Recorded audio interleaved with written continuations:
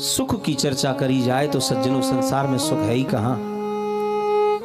सुख नहीं है, हाँ आनंद भरपूर है। यदि आप लूट सकते हो तो आनंद की यहां कमी नहीं है। सुख चाहोगे तो सुख नहीं मिलेगा, कुछ क्षण के लिए मिल जाएगा, बाद में दुखी होना पड़ेगा महाराज। जो चीज हमें सुख देती है वही दुख देती है।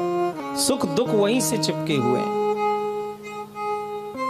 किसी के बेटा नहीं हो रहा है, बड़ा दुखी है, बेटा हो जाता बढ़िया है, वंश वृद्धि हो जाती, ठीक है, वंश वृद्धि के लिए अच्छा है। चलो भगवत कृपा हो गई, गुरु कृपा हो गई, कोई महापुरुष की हो गई कृपा, बेटा हो भी गया, बड़ा खुश हुआ, अरे आनंद आ गया महाराज, बेटा हो गया। अब बेटा हो तो गया, लेकिन बेटा महाराज संस्कार न दे पाई अथवा हमारी कोई कमी रही, वो नालायक हो गया। अब फिर पुनः दुखी हो गए। जिसके लिए दुखी थे वो आ गया, फिर खुश हो गए। नालायक हो गया तो फिर दुखी हो गए।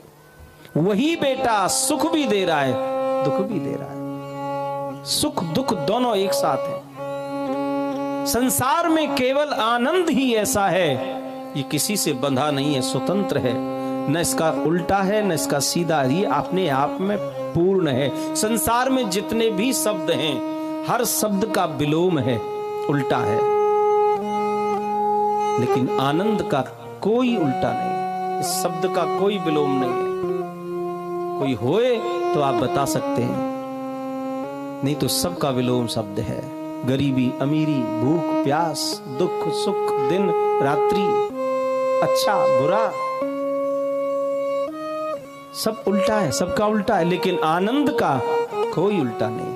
किसी ने कहा जी आनंद का भी उल्टा होता, हमने कहा क्या होता है, तो बोले निरानंद। बोले भैया निरा तो तुमने अपनी ओर से जोड़ दिया है, आनंद तो अभी भी आनंद ही है।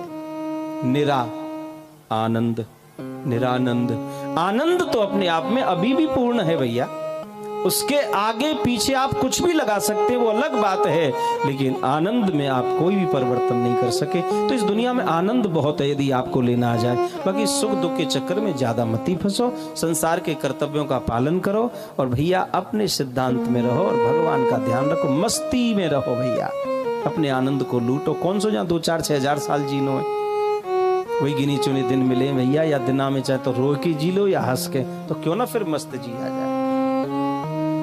और कोई कठिनता नहीं है, धीरे धीरे प्रयास करेंगे सब सफल है, सब आनंद है।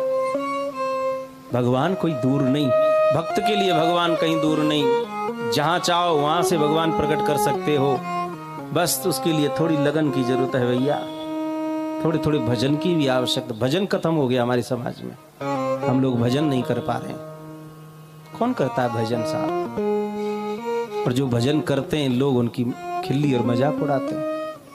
भजन सब कुछ जरूर चाहिए, बिना भजन के जीवन सार्थक नहीं होगा। भजन की परिभाषा कई है, एक तो माला से भी भजन किया जाता है, एक सत्कर्म से भजन किया जाता है। कर्म आप ऐसे करिए जो भगवान को अच्छे लगते हो, जिससे दूसरों का हित होता हो, किसी का अहित न हो, ऐसे कर्म करना भी भगवान का भजन ही है। और धीरे धीरे अभ्यास करो, हो जाएगा। तो महाराज 11,500 वर्ष पर्यंत प्रभु श्री राम ने प्रशासन को संभाला, ऐसा महापुरुष कहते हैं। और उसके बाद फिर समस्त अवधवासियों को बेमानारूढ़ किया ठाकुर जी ने, क्योंकि प्रभु के वियोग में इन्होंने बहुत कष्ट पाए। इसलिए राम जी ने मन में विचार किया, इनको मैं अब यहाँ नहीं छोड़ूंगा, अपने धाम लेके जाऊंगा। तो अवध वासियों को ठाकुर जी अपने साथ लेके गए अपने धाम। भोली राघवेंद्र सरकार की। आइए 2 मिनट राम जी का गुणानुवाद करें, उसके बाद में फिर लाला का जन्मोत्सव।